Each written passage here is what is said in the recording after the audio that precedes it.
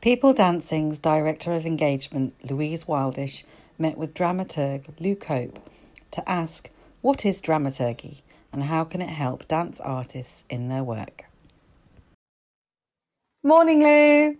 Hello, Lou. How are you doing? I'm all right. It's the two Lou's today. Yes. Thank you so much for joining me this morning. It's really great, and it's lovely to have you on board with People Dancing. I know you're going to be doing some work for us over the next few months, which is fabulous. But I wanted to talk to you today about you and what you do, and just introduce you to those of people that maybe don't know you and your work, if that's okay. And we'll have a little bit of a chat in more general terms about your work. So maybe the first question really is, who are you and what do you do? Who the hell are you? Yeah. Well, I'm Lou Cope, and I'm a dramaturg. And so I work with artists and practitioners in dance primarily, so ballet, contemporary dance, community projects, or anything really, anything like that. Also work in theatre, live art. Basically, I'm a dramaturg to anyone who is working on realizing some sort of vision or practice. Okay, awesome. That's really clear. So some people are really clear, but others aren't. And I think I'm in the middle somewhere. What exactly is dramaturgy? Can you, if that's able to explain that?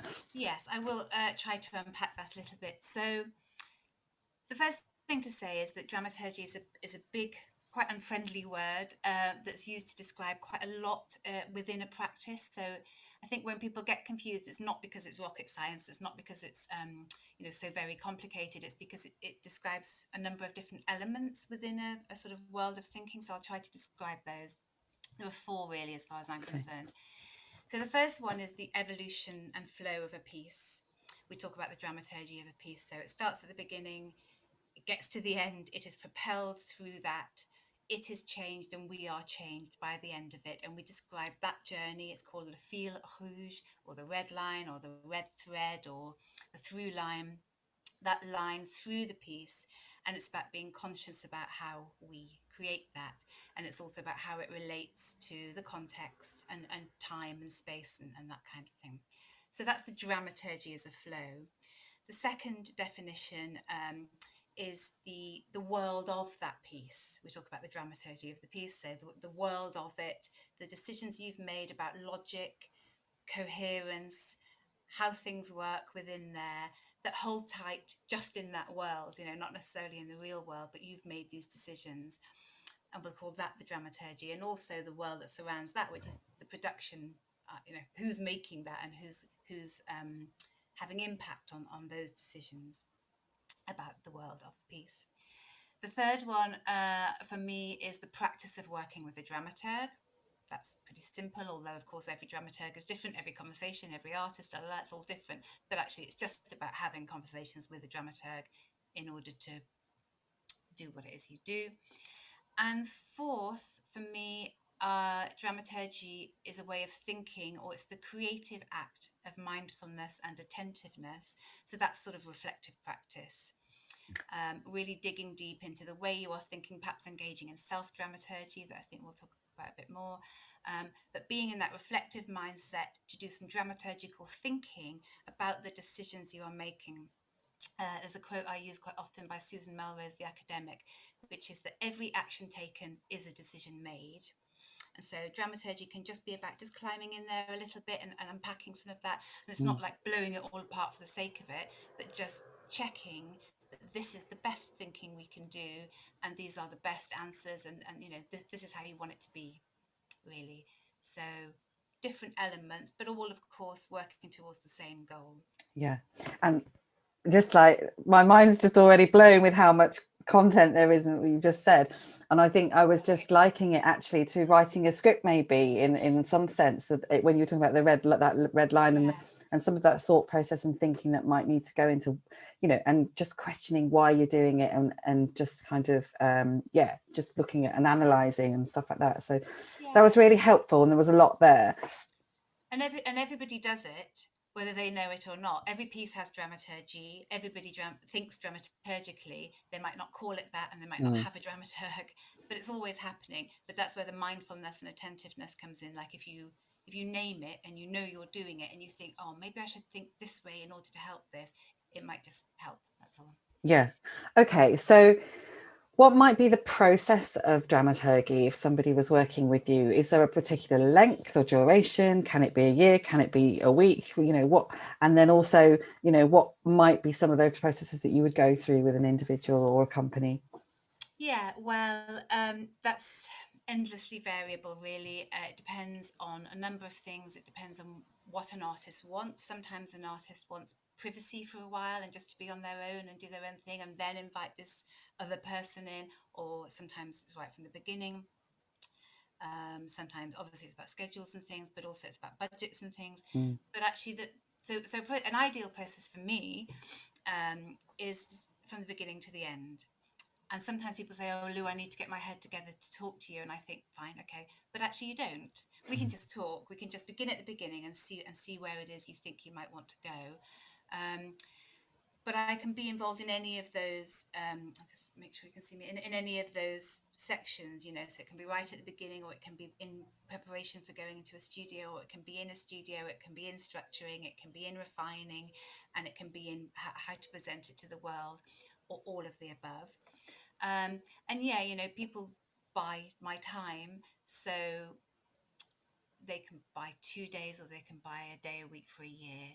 And if I think that dramaturgy equals depth, the more the better, obviously. I'm not just saying that, but you can really get into somebody's practice and you can really start to understand, and especially if I work with an artist again and again on different shows, the depth is wonderful, and what we can recall is so helpful. But the point is, it can fit the space and it can fit the space available. And that means in terms of what people want, what they can afford, how schedules work, and just what people want in terms of, not everybody wants to talk about everything all of the time. So are you almost like a subconscious voice behind an artist going, oh, have you asked this question? Have you thought about this? Are you? Yeah, really it is that. And obviously I like to think that I've developed a craft at being good at that, and what that means is being probing, being challenging, but also getting my timing right, and also being caring, and also being supportive. And also, it's not just, I'm going to deliver a killer question and then I'm going to see you, we're going to work together. And if we find a question that's difficult to answer, then we'll do some work. That's the thing. But yes, it is a sort of unconscious voice. And quite often, if I say something to somebody that I need to be a little bit brave to say, and think, oh, they're not going to like this, but it's how I feel, so I've got to say it, or I can't invoice them. Then I will, quite often I will say, listen, I'm really sorry, but I think we need to talk about X. It doesn't feel right to me. I'm not sure you're, doing it's doing what you hope it's doing. And actually, they'll go, I know, but I don't know what to do. And so they've chosen not to think about it, or they've thought about it and they haven't found ways out. But that's fine. That's where we start our work. And I think one of the things that's important for me about dramaturgy is that it's an act of care in every direction. So the artist caring for their work, the work caring for its audience, and me caring for all of that. And I sort of I do really care. So yes, it's a subconscious voice that's meant to challenge, but that's meant to then together, my voice is meant to support us going forwards. Yeah, and that fundamentally, that I imagine, that caring approach then gets the best out of people, because they know that you care, and therefore they can be more open and honest and transparent with you about what's going on, particularly the stuff that's not quite right. Yeah, I hope so. I was just thinking as you were talking, because as an individual anyway, we all have the bits we like and the bits we don't like. So how do you make sure that you stay quite neutral in assessing and evaluating and giving your feedback, when it could be something that's artistic, which in itself, artistic stuff is, down to the individual to a certain extent? Yeah. Well, the first thing to say is that I'm not neutral. I'm me. And I think when people talk about dramaturgy as objectivity, I sort of don't buy that. I'm not capable of that. So I come as me, with my heart, soul, experience, worldview, etc. But I do but it's not about what I think. My practice is about getting into understanding what you want, what you're trying to make, and trying to help you do that. But it doesn't mean I'm right. If I say, oh, I don't think this is working, what should we do? It doesn't mean I'm right, and you certainly won't do it if you don't want to. But it is about presenting my view, or giving my response to what it is we're talking about, but also really importantly to what I do is that I will bring in other people's views. It's not just what Lou thinks, and it's not just what we've cooked up together. A big part of what I like doing is getting other people in, often on a Friday afternoon, to say, well, look, here we are, what do you think? And I can facilitate those conversations, because they might blast something else, entirely different open. So I put myself in the sort of middle like this, but it's not that I have all the answers. And in terms of taste, sometimes people say to me, what happens if you don't like a show or you don't like something? But it's just hard for me to express how that never happens, because I like thinking about the process, and I like helping artists achieve their work. And so I'm too busy in there. Of course, I'll think that doesn't work. That is a judgment. But I'm so busy in there that there's no, my view of whether I love this, it just doesn't really come into it, because I love them and I love the process, and I'm trying to serve that. Yeah. If that makes sense. It does completely make sense to me anyway. It makes sense. All right, it's a bit of well, it's not a strange question, but why might somebody work with a dramaturg? Excuse me. I'll have a drink of water as well while I'm here. Yeah, I've got lots of things to say about this. Yeah, there you are in your practice. It's not like you've got tons of cash, I don't suppose. Why would you invite somebody into your process? Lots of reasons. I'm going to list them. I've got notes on this one. So number one, first of all, because I'm astounded by how reductive, brief, superficial, lightweight feedback systems are. So an artist puts all this work, all this thought, dream about it, care about it, perhaps spent their entire life working towards this moment. And then they share it with an audience, or with their participants. And if it's a show, at the end of it, they get some applause. Great, that's nice. And in the bar, maybe some people who like it will come and tell them, but those people who don't won't. And I just think, God, you've done all of this work, and it just sort of ends. And I've always just been really interested in, but what did they think, and how did that, what did that mean to them, and how did that feel? So I've wanted to put myself there. And I don't really understand why people don't do that, because it's an act of communication. So it's not just an act of giving, it's an act of communication. And why don't we want to know how it lands and grow from that? And why don't we find that interesting? That's number one. Secondly, because by necessity, and quite rightly, artists are blinded by their proximity to their own work. It's here. And again, they haven't slept that night. They've been working on this for years. It's here. And having somebody with a bit of distance is a really, really useful thing, is to check, not check, but to wonder about how it's landing, and to give that distance and that perspective. Because if you're right in the thick of things, you lack that. You simply can't have that distanced vision.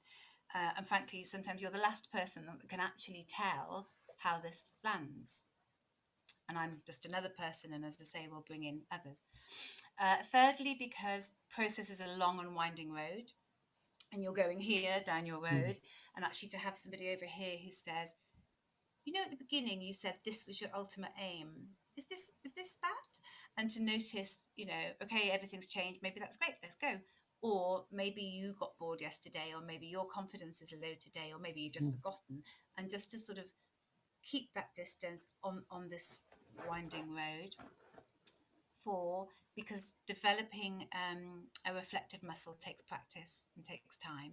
And basically, that's what I've spent my life doing. So it's about trying to help people do that. And dance artists are very good at developing and caring for muscles.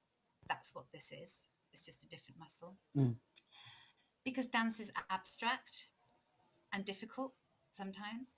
And I believe that it needs help, doesn't lose help to survive, but I think audiences need help. I think this, lots of us have seen shows that just don't really land. Great dancing, but what? And that for me feels like such a shame. So I think to have somebody in there again to check how it's landing, and audiences deserve that. Also, because studying movement is not the same as studying composition.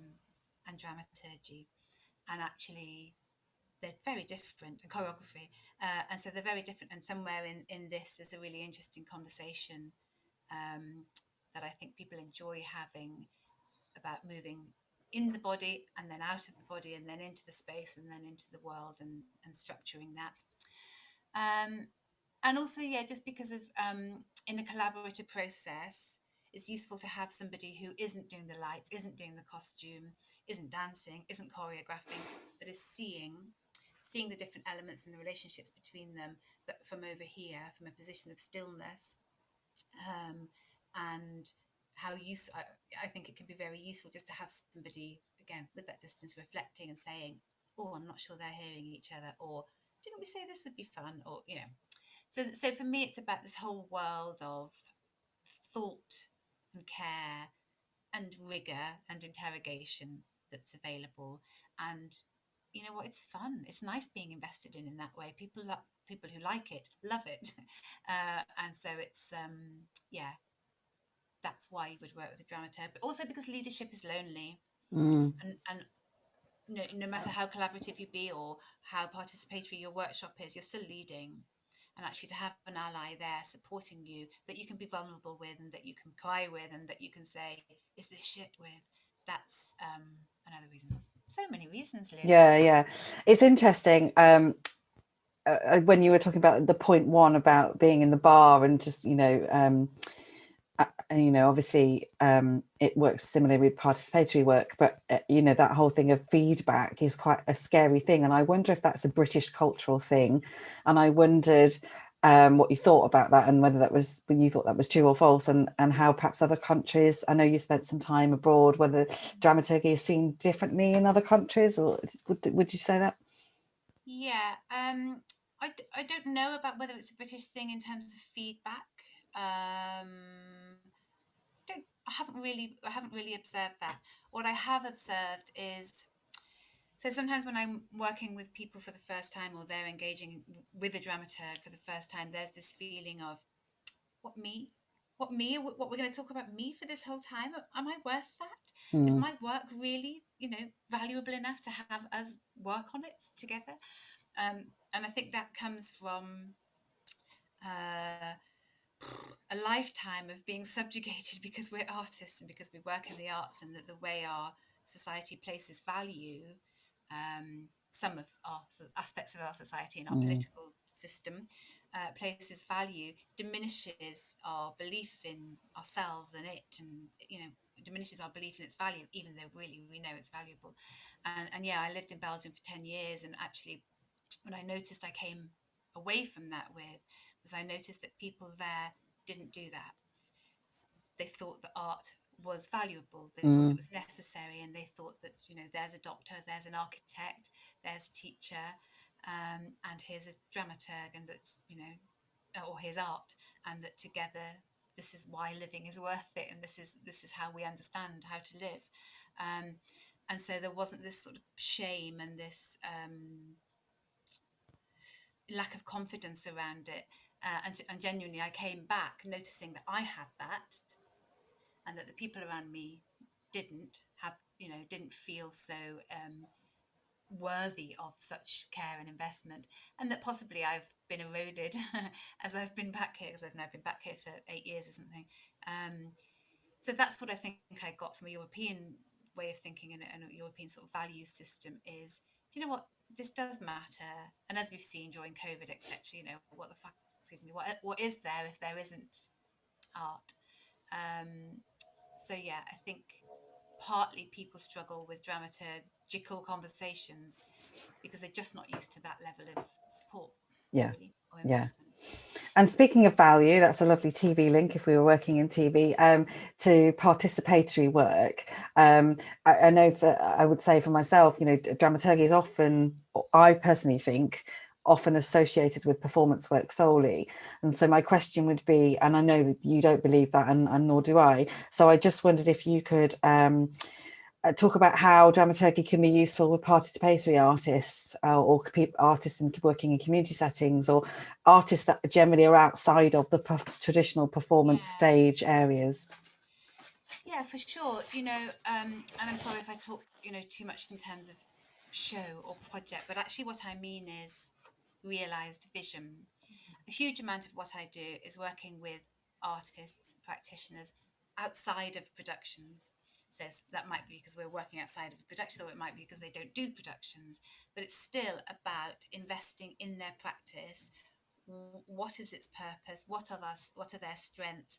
What do they want to achieve by this? How does that happen? What is the dramaturgy of anything, a workshop, a conversation, a book, a piece of visual art, an Mm. outdoor piece, it's there, everything. And that it's about having some experienced, critical, reflective thought, um, to accompany you as you develop that. So it's about, it's exactly the same as far as I'm concerned. It's about spending time in that world, investing, understanding, challenging, but pushing us both forwards to make sure it's having the impact we wanted to have, and checking, make sure it's having the impact that we want it to have. So while I might talk in terms of shows, it isn't really about shows. It's about beginning here and getting there, and how can we do that as best we can. And also, I work with organisations. There's no show, but there's a shared vision, a bunch of people working together, trying to get there. How can we do that better? Does that answer? Yeah, very much so. I just didn't want people to come away thinking, well, I'm not I don't work on the No, me stage and neither. performance, because I know that dramaturgy is so much more than that, and so I just wanted to point Yeah. that out, really. And we know that the conversations about practice and who that practice engages with, oh my God, they're so rich and so nuanced, and that's not simple. There's a lot of work in there, and the choices that everybody makes moment by moment about how they function in the space, how the relationships work, how they articulate that, how they market that, how they exist in the world, all of that is what dramaturgy pays attention to. Yeah, it's more holistic, isn't it? Yeah, massively, yeah. yeah. Okay, some more sort of not quick fire, but shorter probably questions, really. So, where does your taste come in? I know we touched on this a little bit. Where does your taste come in? Yeah, well, we did touch on that, really.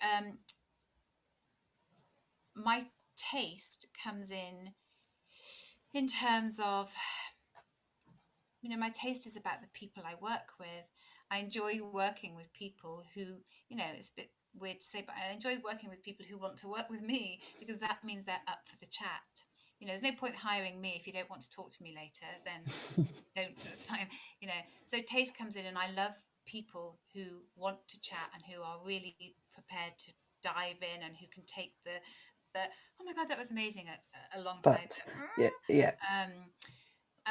so you know it's yeah, that's the I do really value work that has impact, perhaps I mean social impact. Mm. um I treasure opportunities to be working with participatory groups in bits of the world where actually there is a change that isn't just internal. That's incredibly important, but it's Mm. also external. That's Mm. a massive privilege and a thrill for me. But more than that, I'm not going to. I don't have taste, in the way that I hope I've already described. Okay. Yeah. Have you ever gone too far, or has it ever gone wrong? Yes and yes. The how far to go thing is an absolutely constant part of what I do. I often say that my job is often about figuring out what my job is. And if I really feel something, if I really, really feel that a certain decision is not working, that's the question I'm constantly faced with. How many times am I going to bring that up? Mm. And it's so nuanced and it's so delicate. And of course, I try incredibly hard. And sometimes I think, oh my God, I've blown it. I've gone too far. I should have let that one drop.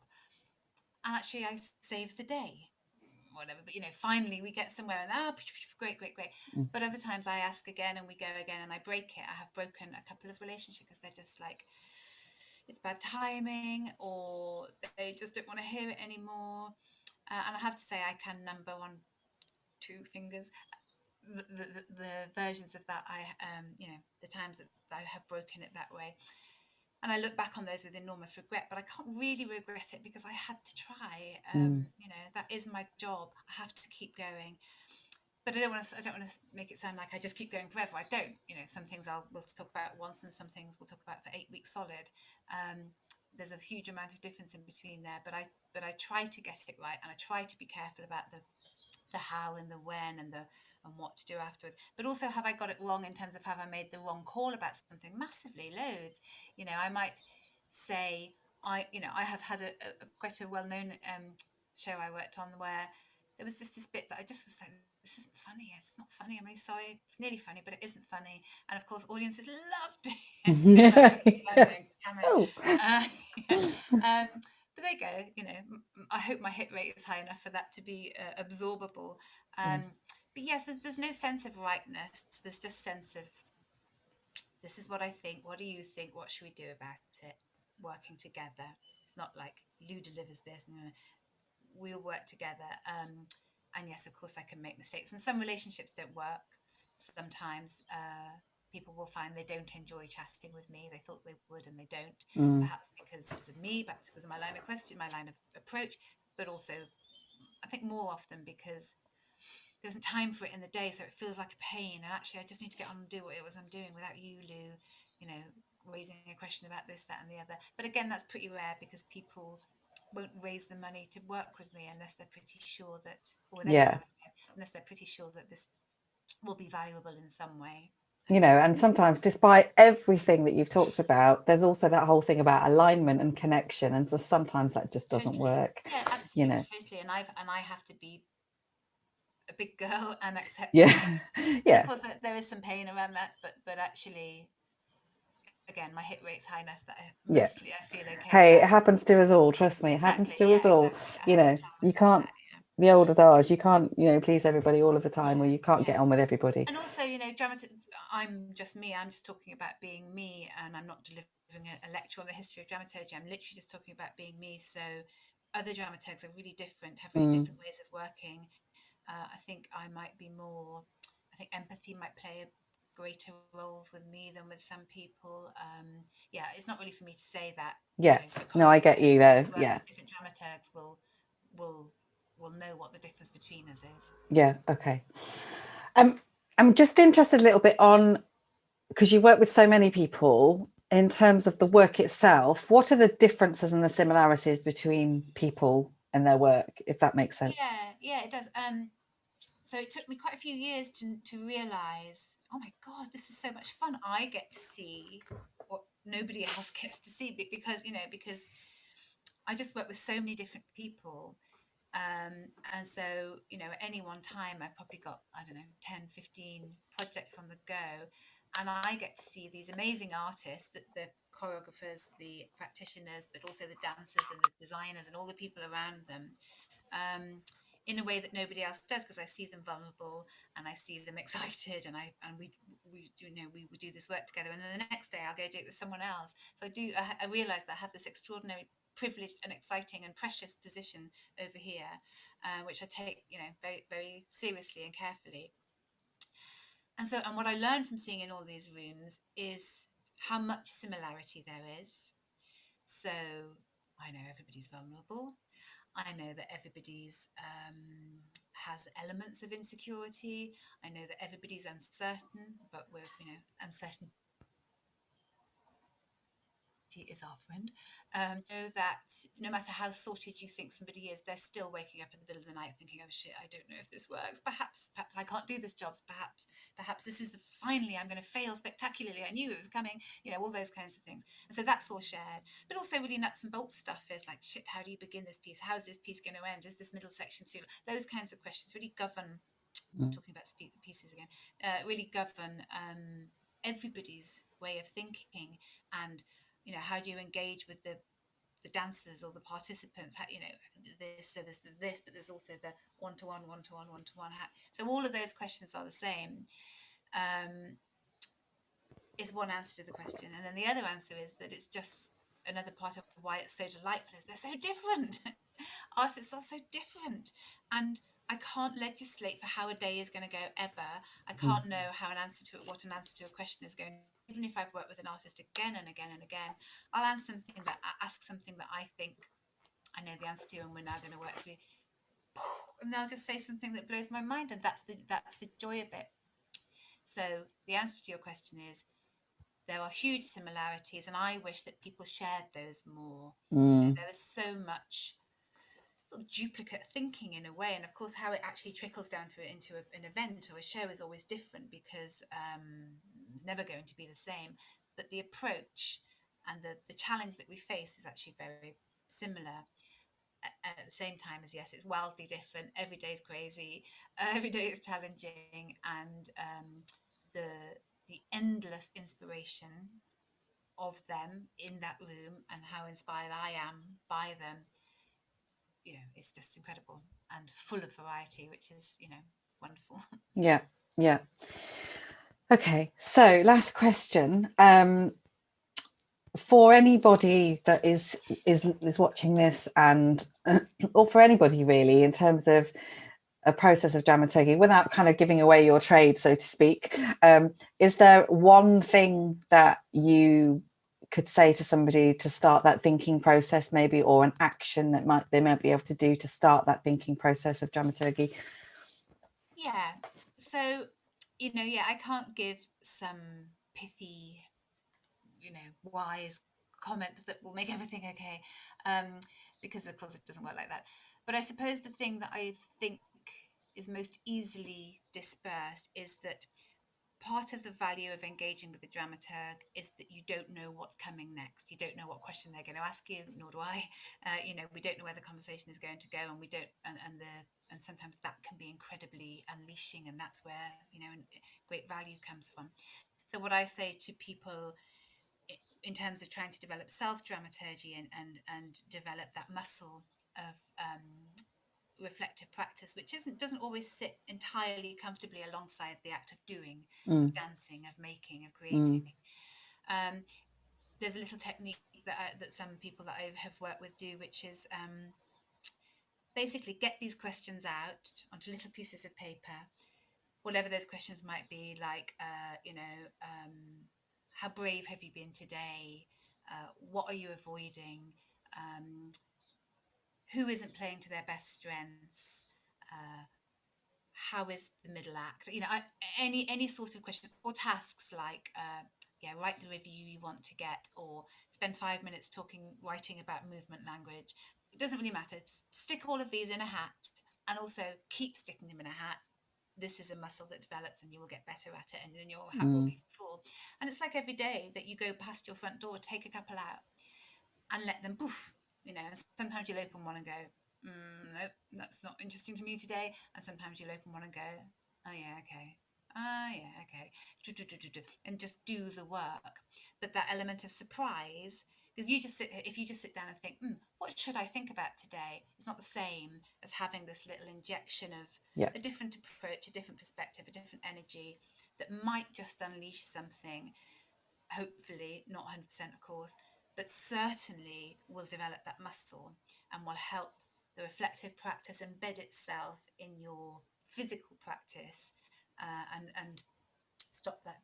Sometimes there's a bit of a jar between that, or one, sometimes people find the reflective work a bit deadening because they're movers, but actually this can happen on the bus, or this can happen as you fall asleep at night. So I just think it's good to build this mass of questions and allow them to land quite randomly in your life. That's something that I have found can be useful. Does that make sense? It makes great sense, yeah. And I was just thinking actually about whether there's I was probably thinking about myself really, whether there's any situations where somebody is too reflective, and do you ever have to Good question. Definitely. So I work with lots of artists, and I will call them good students. I'm not a teacher, they're not a student, but they love writing and they love thinking. And if I send them a couple of questions by an email, I'll get 5 pages back. And that's, to each their own, whatever works, but that can debilitate some people. And my presence can debilitate some people sometimes. It's just not, moment. So yes, it's about balance. You can think everything into death, really, that the most wonderful idea that on day one felt incredibly exciting, you pull it apart for 6 days, it won't feel that way anymore. So it's really, really important to be balanced in that. The real goal here is creativity, is action. Yeah. And all of this just serves that. And if it starts to overwhelm it, then I encourage people to stop. I will never be in a studio with anybody 5 days a week for that very reason, because if you've got that kind of naming presence there, sometimes it can put a lid on things, and actually just need things to fly and grow and not be named and not necessarily be understood yet. And it's the same within a person. Got to allow for intuition. That's everything, really, isn't it? And this isn't about devaluing that, it's about supporting that and helping it. So yes, it's balance. My feeling is that most people, the balance is they don't do enough reflective practice, but certainly some people do too much, and those people know who they are. And so then I would work with them. Okay, come on, how are we just going to release this? How are you going to trust yourself a bit more? How are you going to put that to the side and properly engage with this beautiful thing? And then later we can do some more of that. So yeah, it doesn't always just go one way or the other. Thank you. I think on that nurturing creativity, we will leave it there for today. Lou, thank you so much for joining us this morning. Real pleasure. Thanks for having me. And I'm really looking forward to the other bits of work we're going to do together. Yeah, we're doing some more stuff. More about your membership. Thank you, Lou. Thank you. Bye. Bye. To find out more about Lou's work and read about her forthcoming online intensive course for choreographers and dramaturgs, contact Lou on loustephscope@gmail.com or go to www.thecode.org.uk.